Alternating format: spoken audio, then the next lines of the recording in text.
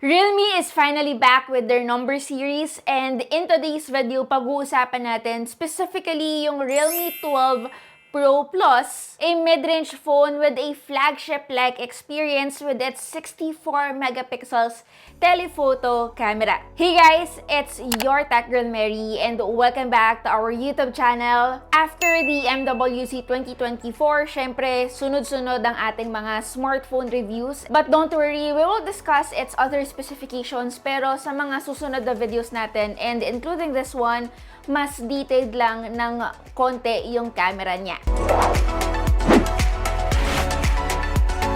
The Realme 12 Pro Plus 5G's introductory price will be 21,999 pesos, pero yung kanyang pinaka-SRP is 25,999 pesos, and you can buy this in Lazada, Shopee, and TikTok. And inside the box, it comes with a clear protective case, user guide, warranty information, USB Type-C cable, 67-watt SuperVOOC fast charger, and of course, the SIM ejector tool.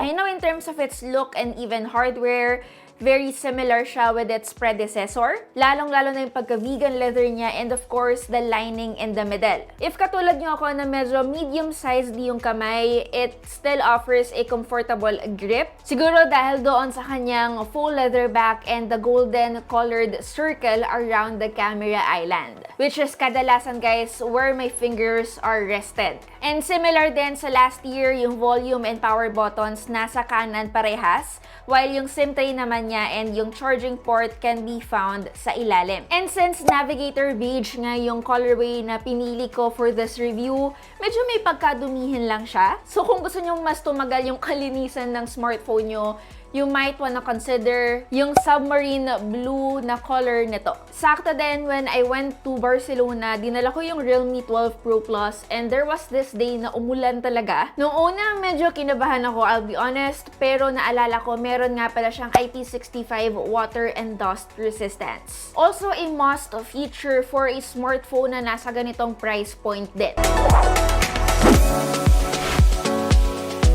Anyway, I'm sure you guys wanna know already kung paano magpe-perform yung cameras ng Realme 12 Pro Plus considering na ito yung pinaka-selling point niya. Sa mga very specific with specs, it has a 50 megapixels 1/1.56-inch main camera that has a Sony IMX890 sensor and of course an OIS. It also has the 8 megapixels ultra-wide, a 64 megapixels 3x Periscope telephoto lens with 6x in sensor zoom and up to 120x zoom. And lastly, a 32 megapixels front camera with 2.45 aperture. Last year, hindi ganito yung itsura ng camera setup natin. Tapos ngayon, mas malalaki na rin sila. And yes, I'll be honest with you, although 200 megapixels is nice to have, hindi ko siya namimiss ngayon. Lalong-lalo na if well-improved na yung ating telephoto lens. Alam din nating lahat na hindi kasi masyadong uso yung pagkakaroon ng dedicated telephoto lens sa isang mid-range device. But I'm glad hindi sumunod si Realme dito and this time they made sure na lahat ng cameras na meron sila ay useful. So yup, the macro camera won't be missed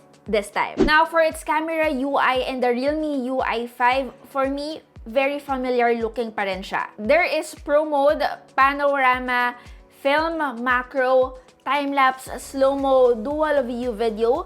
Meron din tayong stereo mode, text scanner, and tilt shift. And if familiar kayo with the Oscar winner of Best in Cinematography na si Claudio Miranda, nag-curate siya ng 3 movie filters inspired by his award. We have the Journey filter, meron din tayong Memory filter, and of course, the Maverick filter. Anyway, yung rear camera niya guys, nag-o-offer siya ng 12.5 megapixels output after nung pixel binning as always. Pero maganda naman yung output, lalong-lalo na yung daylight shots natin. And napansin ko, mas maganda yung dynamic range kapag naka-auto HDR tayo. Kaya rin siguro ang gaganda ng photos natin with its main camera is probably because of its sensor, the same sensor that can be found with the Oppo Reno 11 Pro. Even at night naman, yung sensor can capture a lot of detail while keeping noise levels to a minimum. Ngayon, kung makikita nyo yung interface ng camera niya, meron tayong 2x zoom. But please note that this is just a digital zoom. Now, if you want a better zoom photos, you might wanna use the 3x telephoto camera instead, wherein most quality and detail will come out. Anyway, we also have the 6x in sensor zoom, which is again, rarely nyong makikita sa mga smartphones na nasa same price range niya. Hindi siya kasing linaw ng mga photos shot by the 3x telephoto lens, since may additional post-processing nga siya in the background. Pero kung medyo steady naman kayong kumuha ng photo, ma-achieve nyo naman yung zoom shot na gusto nyo. Now, I know the brand is Adamant. Wow, with its 120x digital zoom. The quality of image may not be the best when you zoom in. Well, halos lahat naman ng smartphones, even the Samsung Galaxy S24 Ultra, if max zoom na yung ginagamit natin sa kanya, hindi siya ganon ka-usable for social media purposes. But again, it does the job. Anyway, yung portrait mode naman natin, I noticed maganda yung edge detection niya. You also get to use yung kanyang dedicated 3x telephoto lens.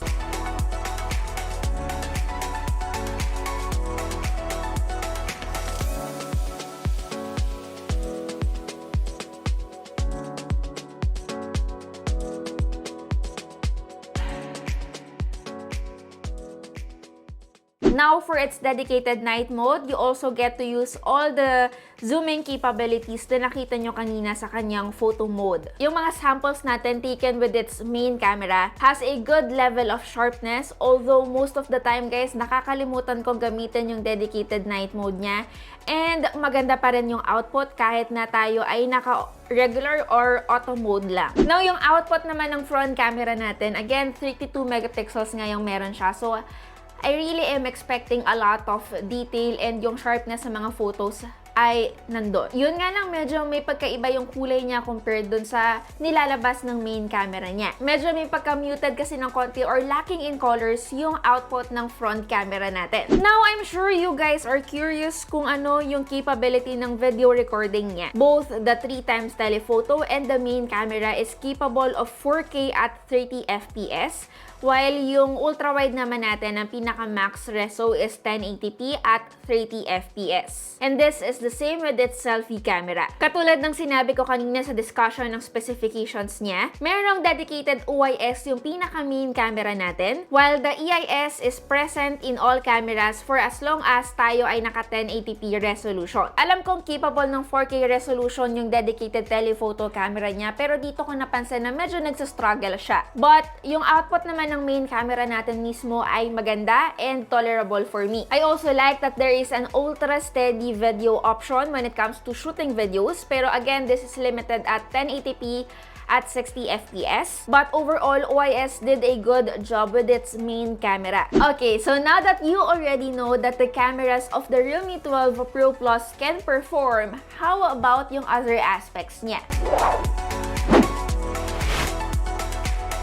Una kong hinanap kung anong klaseng glass yung ginamit ng brand sa kanilang phone, pero hindi nila dinisclose kung anong klaseng Gorilla Glass, pero I noticed na pakanipis ng bezels natin sa kanya, which I think nag-improved from last year. Pero habang nasa rooftop ako nung pinuntahan kong lugar sa Barcelona, I would say medyo nag-struggle ako when it comes to using the cameras of the Realme 12 Pro Plus. Siguro dahil sobrang extreme ng araw dahil nga nasa pinaka-rooftop ako, pero expected na yung ganitong case sa halos lahat ng mid-range devices. By the way, to be specific, the peak brightness maxes out at 950 nits. But in terms of indoors naman, I would say very good yung color output niya since it has a 100% DCI-P 3-color gamut, and you also get to select from vivid, natural, and pro screen color modes. HDR10 support also works very well, especially kapag ginagamit namin yung YouTube, but do take note, it doesn't work with Netflix. This also has an always-on display feature